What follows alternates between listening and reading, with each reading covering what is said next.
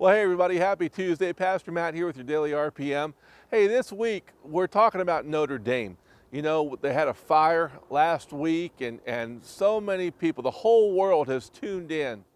And one of the things that we can learn from this is buildings are important.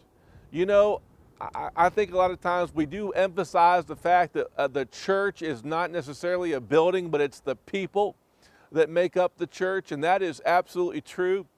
But buildings do become important to us, as we can see last week, the whole world, sinners and saints, being touched. Christians, Protestants, Catholics, all being touched by this fire that hit Notre Dame.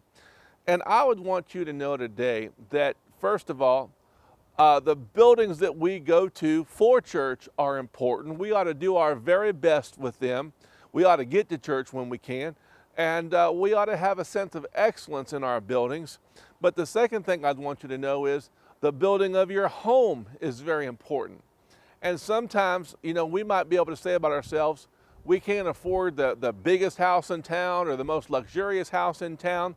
But you know what? Your children aren't going to remember how big your house was or how luxurious it was. They're going to remember how it made them feel when they were growing up.